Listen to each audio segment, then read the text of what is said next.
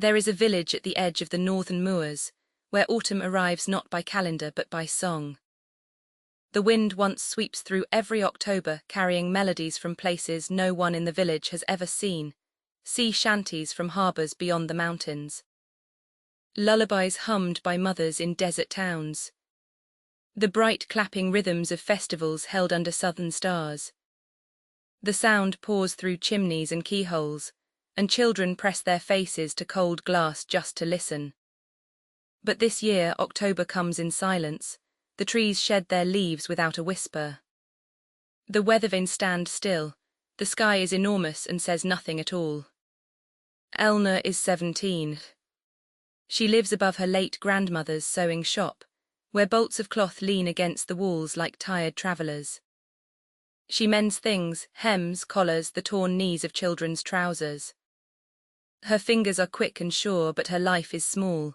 She has no family left. The villagers are kind to her in the way people are kind to someone they forget to invite to supper. At night, Elna sits by the window and listens for the wind.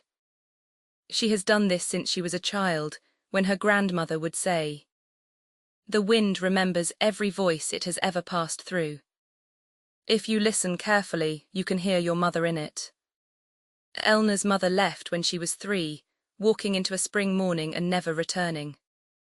So Elna listens, and this October there is nothing to hear. She begins, without knowing exactly why, to sew tiny wings from scraps of silk, no bigger than a sparrow's span. She stitches them to threads and hangs them from her windowsill, dozens of them, trembling in the dead air like prayers that have not yet been answered. One evening the silk wings shiver, then they lift. A warmth moves through the room that has no source, and Elna's candle gutters sideways. She feels something brush her wrist, not a hand, not a leaf, but something between the two. A breath forms words near her ear, thin as smoke. "You made these for me." It is not a question. Elna holds very still.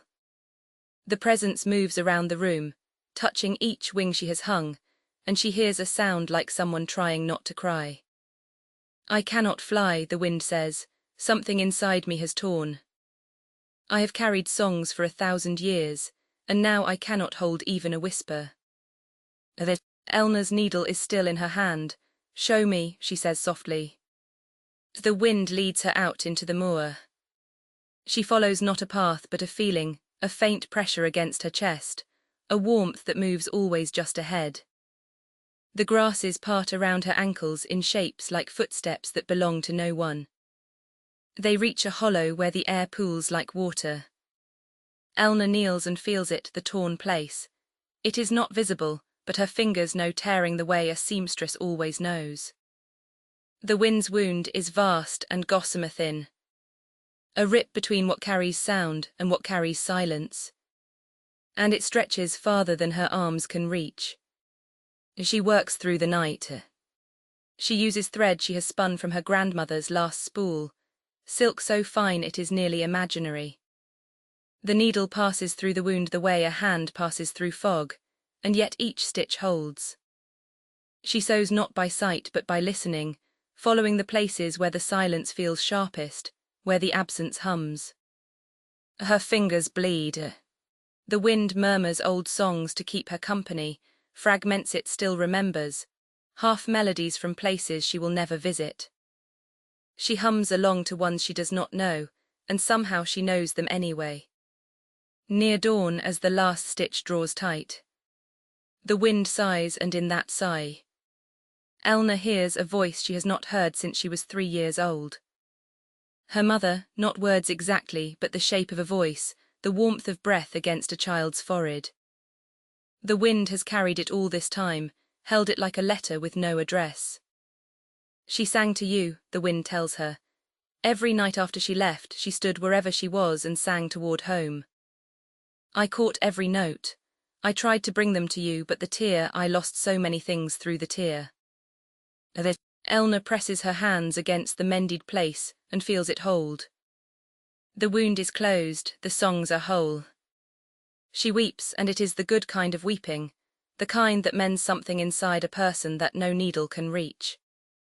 By morning, the wind rises over the village, carrying everything it has gathered across the long silent weeks, sea songs and lullabies, clapping rhythms and the sound of rain on foreign rooftops. Children throw open their windows, the weather vanes spin and spin. Elna sits in her shop sewing a hem. The silk wings still hang from her windowsill, turning gently in a breeze that never quite stops moving through her room. Sometimes when the wind passes through at night, she hears her mother's voice braided into it, not as a ghost, but as a song that has finally found its way home. And the village never knows that the quiet seamstress above the shop once mended the sky. But the wind knows, the wind always remembers.